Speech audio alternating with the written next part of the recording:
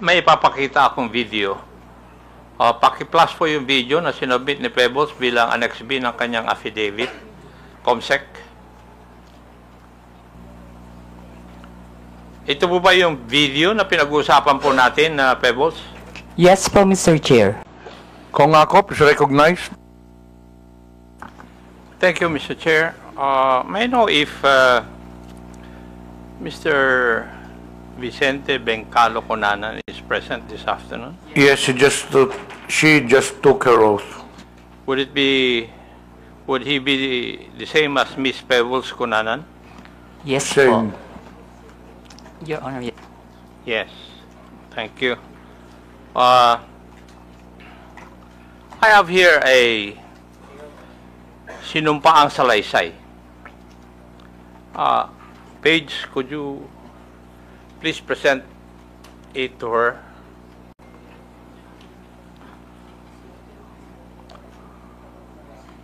Would that be your affidavit? Subscribed and sworn to?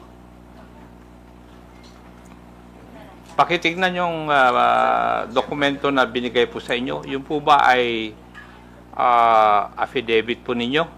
At pirma nyo po ba yun na andyan? Mr. Chair, yes po. Thank you. Page, pwede bang?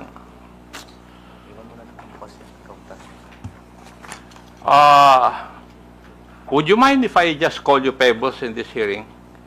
Mr. Chair, thank you po. Okay. Hate ko po yung Vicente. Okay. Thank you. Pebbles. Pebbles, tung sinumpaang salaysay mo ba is ginawa mo ba ito ng kusang loob at wala pong pumilit po sa inyo na gawin at pirmahan ito? Yes po, Mr. Chair. Thank you. May I proceed, Mr. Chair? Ikaw po ay isang vlogger, Pebbles. Tama po ba? Yes po, Mr. Chair. At ito po ba ay full-time mong ginagawa o part-time lang? Part-time? Minsan po kasi hindi po ako nag-vlog for a month. So it's not your main source of income? Yes po, kasi hindi po ako monetize. Okay. Hindi monetize. Pero meron po kayong ibang trabaho? Online seller po, Mr. Chair. Okay, online seller. Pag kayo po ay nag-i-engage sa pagbablog, ano po ang pangalan na ginagamit po ninyo? Pebbles po, Mr. Pebbles. Chair. Kasi nga po, hate ko po yung Vicente. Opo. Halata naman dahil ayaw mong gamitin Ano pong social media platforms ang ginagamit po ninyo? Facebook po. Facebook lang? Meron din po akong ex, pero hindi po ako ganong nagpo-post doon. At ilang taon na po kayong nag-vlog? Since 2014 po, Mr. Chair. 2014, that's about 11 years. Opo. Okay. Thank you.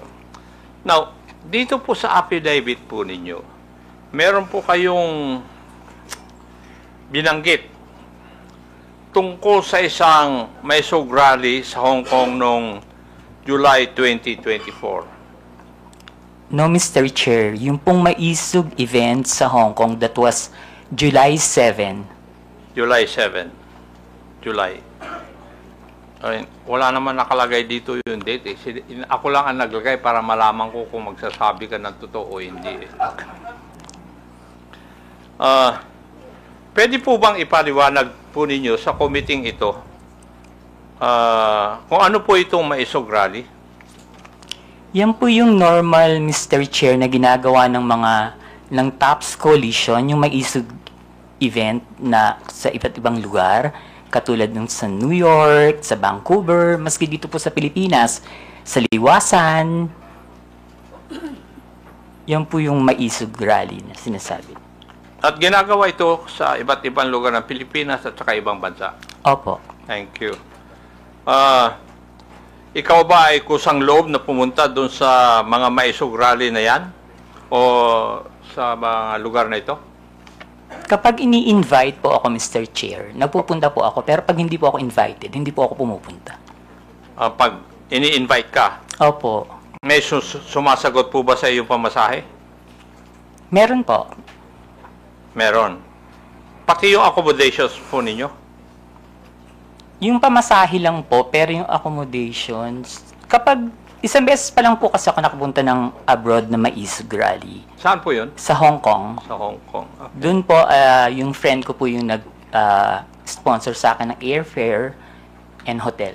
At pwede ko po bang malaman, masabi po ninyo dito sa committee ito, kung saan ka nag-stay at saka ilang araw ka na natili doon sa Hong Kong?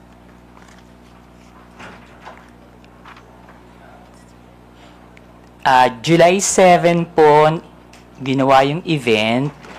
July 6,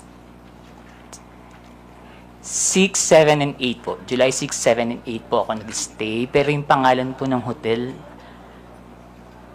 nakalimutan ko na po. Okay, thank you. Bakit po kayo naimbita sa private dinner na sinasabi mo na naganap no July 7, 2024? Hindi po, Mr. Chair.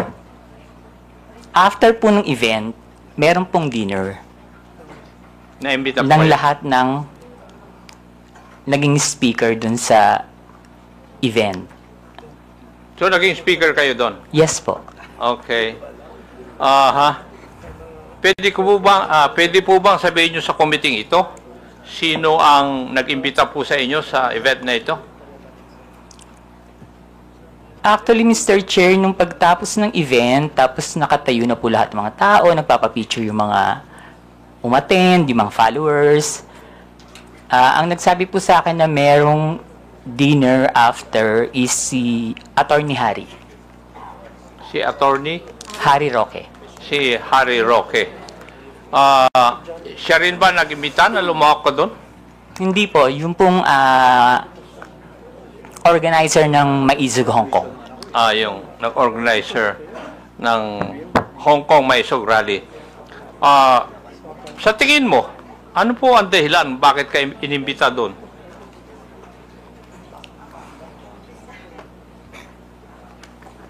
Kapareho rin po nung mga ginagawang rally dito sa Pilipinas, na sabihin lahat ng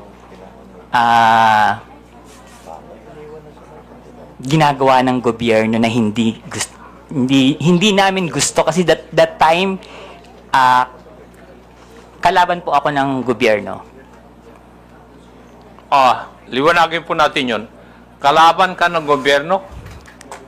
Ano Opo. po ang ibig sabihin po ninyo sa ano po? kalaban ka ng gobyerno? Mr. Chair, Kayo po ba ay critic ng gobyerno? Yes po, kritiko yun. po ako. Kasi Opo, malawak kritiko po yung po ako. sinasabi po nyo na kalaban ka ng gobyerno. Sorry, kritiko po ako ng gobyerno. Kritiko ka ng gobyerno. Okay. Meron akong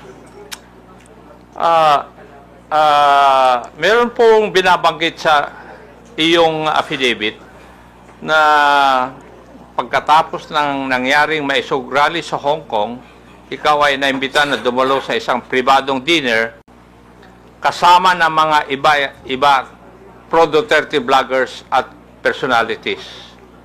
Meron akong ipapakitang litratong ito sa screen. Pakisagot lang pakisabi lang kung ito po ang sinasabi po ninyong dinner na nangyari. Yes po, Mr. Chair. Comsec, please flash the photo on the screen.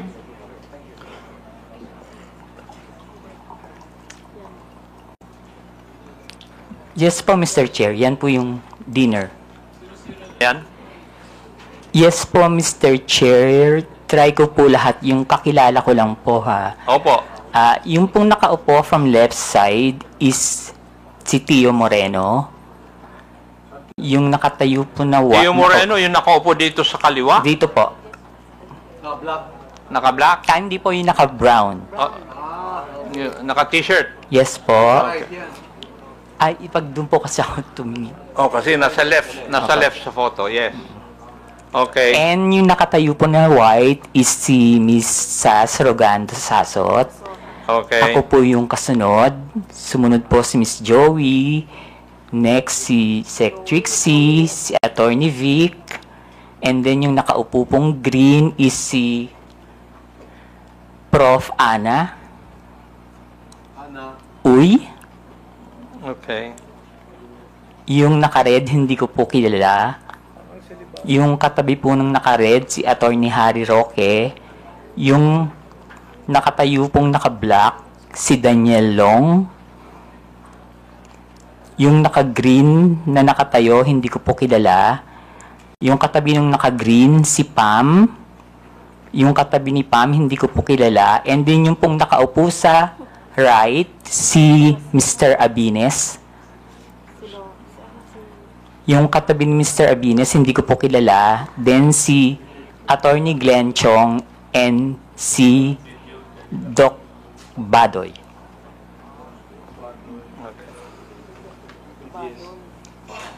Alam mo ba, Pebbles, kung sino ang nagbayad sa dinner na yan? Ang pagkakaalam ko po si Attorney Harry. Attorney Harry Roque. Okay. Punta na tayo dun sa laman ng iyong affidavit. Sinabi mo sa iyong affidavit, Pebbles, na pinag-uusapan sa dinner na yun na may larawan o picture si Attorney Harry Roque na di umano nagpapakita na gumagamit ng cocaine si PBBM. Sigurado ka ba dyan? Sa sinabi mo sa affidavit mo na ito? Late po kasi akong dumating, Mr. Chair. So, mga 1 hour na silang nandun sa restaurant, nag-uusap. Bago po kami dumating ni Attorney Vic and ni Pam.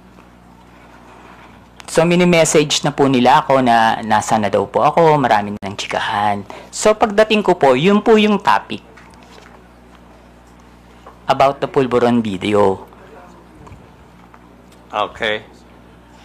Sinabi mo rin sa iyong affidavit, Pebbles, na walang pinakitang picture si Attorney Harry Roque doon sa pinag-uusapan po ninyo. Pero base po sa iyong obserbasyon, mukha bang yung ibang mga kasamaan mo ay alam na ito o first time din nilang narinig ang tungkol sa larawan na yan? In fairness naman po dun sa mga kasama ko, hindi po nila alam. Wala po kaming alam lahat. Okay, thank you. Dito rin sa affidavit po ninyo, pinag-usapan din ninyo sa oras po na yon sa dinner kung paano i-release yung sinasabing picture na hawak ni Attorney Roque. Tama Yes. po ba? Yes po, Mr. Chair. At napagkaisahan na mas maigi na yung photo na yon ay parelease sa isang foreign influencer para mas kapani-paniwala. Mr. Chair, hindi naman po na pagkaisahan, pero nagbibigay po sila ng mga opinion na dapat siguro sa international blogger dapat na maglabas, or yung Australian reporter na nag-interview kay PBBM, pero hindi po siya napagkaisahan. Kumbaga nagbibigay lang po sila ng mga opinion. Okay, thank you. Pebbles, kung totoo man ang picture, bakit kailangan pa maghanap ng foreign influencer to release the picture? Bakit kailangan bigyan ng some semblance of credibility ang pag-release dito?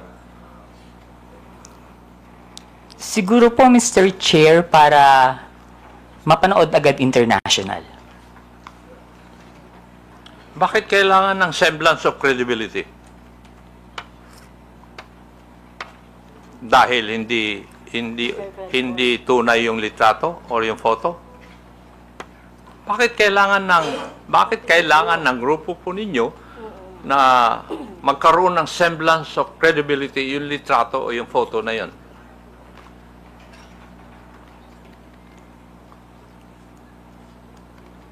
Hindi ko po... Kasi that time po, Mr. Chair, nakikinig lang po ako. Hindi po ako nagbibigay ng opinion na ilabas ng international vlogger. Nakikinig lang po ako sa kanila. Wala po akong binigay na opinion na, ay, oo, sige, ilabas mo. Dapat ilabas siya ni ganito. Dapat ilabas siya ni ganyan. Hindi po ba, Pebbles, having in this business for 11 years, kung kailangan bigyan ng credibility sa isang bagay, yun ay dahil yung isang bagay na yun ay alanganin.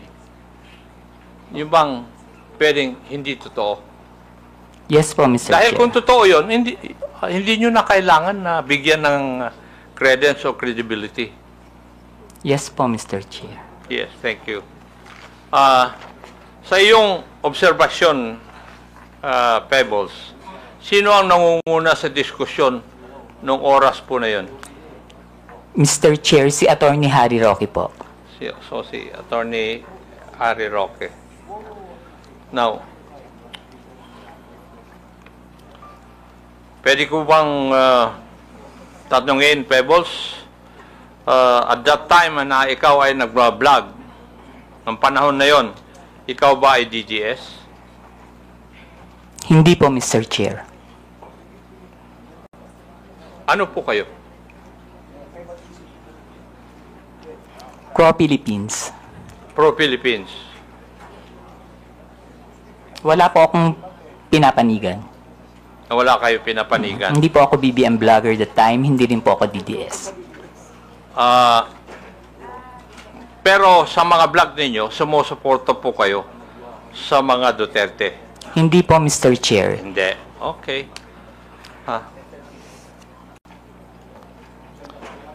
Dito rin sa iyong affidavit, Pebbles, may binanggit din ni Attorney Roque na sinabi niya na kaya niyang magpabagsak ng gobyerno. Tama rin po ba ang pagkabasa ko dito sa affidavit po ninyo? Yes po, Mr. Chair. Ang exactly sinabi niya dyan is nagkamali sila, magaling akong magbagsak ng gobyerno. Aha. Oh. Sa tingin mo, kaya po ba niya talaga? Mr. Chair, hindi po. Kasi nagtatago po siya ngayon eh. Tama. Meron. Yung,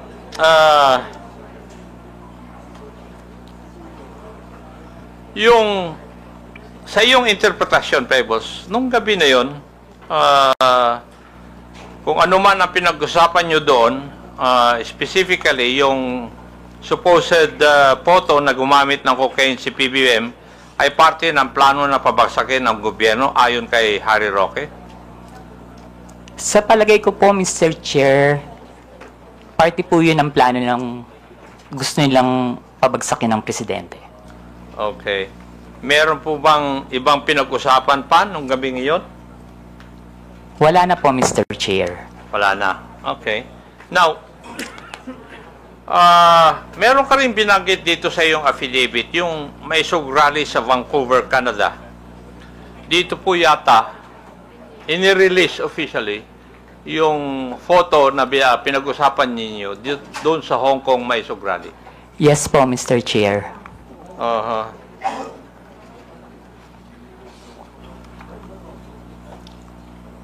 Comsec, paki-plus po ang video clip na nagpapakita ng pag-release ng Pulveron video sa rally sa Vancouver.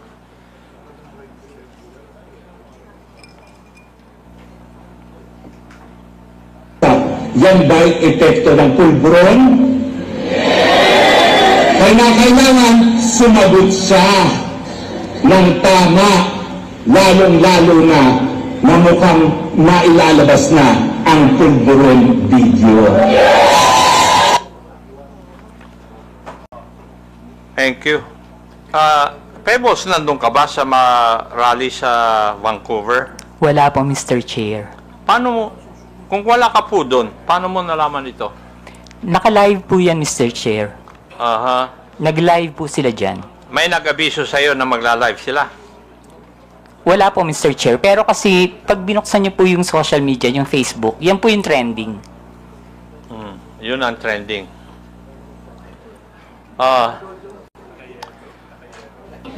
Pebbles, mapapansin sa isang video na si Atty. Roque mismo ang nasa entablado at nangunguna sa rally. Tama. Yes po, Mr. Chair. Siya rin ang nagbibigay ng pahayag sa harap ng mga tao, kaya masasabi ba natin na aktibo siyang bahagi ng event na ito? Yes po, Mr. Chair. Oh. So, malinaw na si Atty. Roque ang isa sa mga pangunahing personalidad sa rally kung saan inilabas ang pulburon video. Yes po, Mr. Chair. At base sa video, siya mismo ang nasa sentro ng kaganapan. Tama rin. Yes po, Mr. Chair. Ngayon, ayon din dito sa iyong sinupang salaysay, isa sa mga dumalo sa Vancouver Maisog Rally ay si Maharlika. Yes po, Mr. Chair. Pwede po bang sabihin mo kung sino itong si Maharlika? Si Maharlika po yung isang vlogger niya taga-US. Taga-US. Ayon din dito sa iyong salaysay, parang alam na ni Maharlika ang nilalaman ng video bago pa ito may sa publiko. Bakit po ninyo nasabi ito? Paulit po, Mr. Chair. Ayon dito sa iyong salaysay din, parang alam ni Maharlika ang nilalaman ng video bago pa man ito may sa publiko. Yes po, Mr. Chair. Ano po ang basehan ninyo? Kasi noon pa po niya sinasabi na may video. Okay. Ayon sa iyong affidavit, sinabi mong nagpadala sa iyo ng mensahe si Maharlika bago pa man lumabas sa video na tinaguri ang pulburon video. Tama rin po ba? Yes po, Mr. Chair. Ano po yung nilalaman ng mensahe sa iyo? Na may video po at naka-green na damit si PBBM. Okay. At sinabi mo rin sa iyong affidavit, hinikayat ka ni Maharlika, nasakyan mo ang ilalabas na video. Ano po ang ibig sabihin nito sa iyong konteksto? Ang sabi niya po is, sakyan ko na lang. Kasi po, ang sinasabi ko po sa kanya is, nakakainis kayo, bakit kayo may kopya? Kami wala. So, bakit naman kaya sinabihan ka ni Maharlika tungkol sa video bago pa man lang ipalabas to?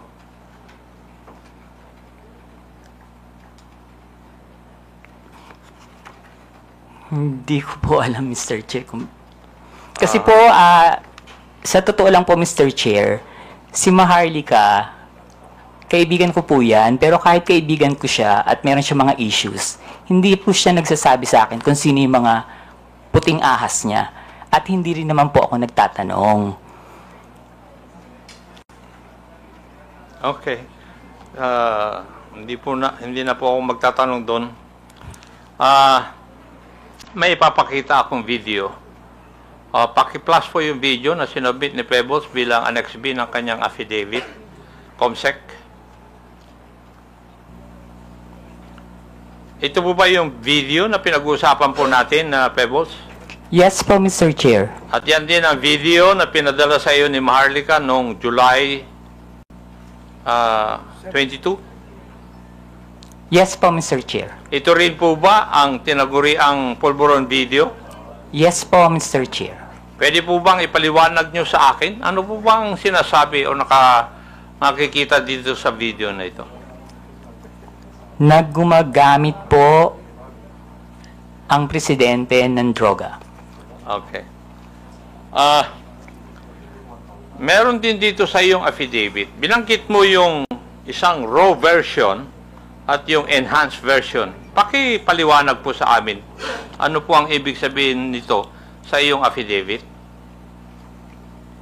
Yung raw version po kasi, kapag tiningnan nyo, hindi nyo siya masasabi na kahit na hindi po siya talaga, eh hindi nyo rin po talaga masasabi na si PBBM. So, in-enhance po nila yung video para mas maging maliwanag at mas makita. Okay. Ang ibig nyo bang sabihin, na-edit yung video? Yes po, Dun sa Mr. Chair. enhanced, version? Maski po yung raw video, hindi po ako naniniwala na si PBBM yan. Ano po yung inyong basihan? Kasi Chairman, po, Mr. Chairman, ganay. Pwede pakiulit yung sinabi mo kanina, Miss Kunanan? alin po, Mr. Chair? Yung indisi, ano yun? Sino yun? Sa raw at saka enhanced version? Hindi po si PBBM yan. Indisi. PBBM, hindi po yan yung presidente. Thank you, Mr. Chairman. Ano po yung basihan po ninyo, Pebbles? Kasi po, Mr. Chair, hindi naman po talaga yun yung mukha ni PBBM. Noon ko po pa kasi siya kilala. And kung yung edad niya that time, kung titingnan po mabuti yung nasa video, kung 30 plus pa lang siya or 40, parang wala pa po yatang cellphone nun. Okay.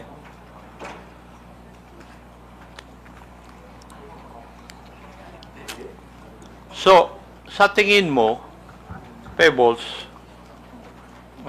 merong sinadyang alteration sa video upang manipulahin at ang itsura ng taong nasa eksena. Yes po, Mr. Chair. Yun. Ibig sabihin, lumalabas na planado ang pagpapakalat ng video para makapanira kay PBBM. Tama po. Yes po, Mr. Chair. At ayon sa iyo, si Harry Roque ang may pakanan dito. Yes po, Mr. Chair. Pero hindi lamang si Attorney Roque ang high official na nasa meeting na yun. Tama po ba? Yung sa Hong Kong po, Mr. Chair. Yes. Politician po ba? Yes po, Mr. Chair. Yes. Okay. Huling katanungan, Pebbles. At sana masagot mo ito. Bakit ka nagsasalita ngayon at bakit ka pumirma ng isang affidavit? Para itama po ang mali. Para itama. Okay. Thank you, Mr. Chair. I would just like to manifest that yung Polvoron video, according to the Philippine National Police Cybercrime Office and National Bureau of Investigation, which have conducted a video spectral analysis, and these officers concluded that the tragic nuts and anti-tragus or parts of the ear of the man in the video did not match those of the PBBM. And there were also independent fact-checking organizations which conducted verification, conducting deepfake analysis insofar as the video is concerned, and all confirmed na hindi po si PBBM ang nasa video. Thank you at maraming salamat, Mr. Chair.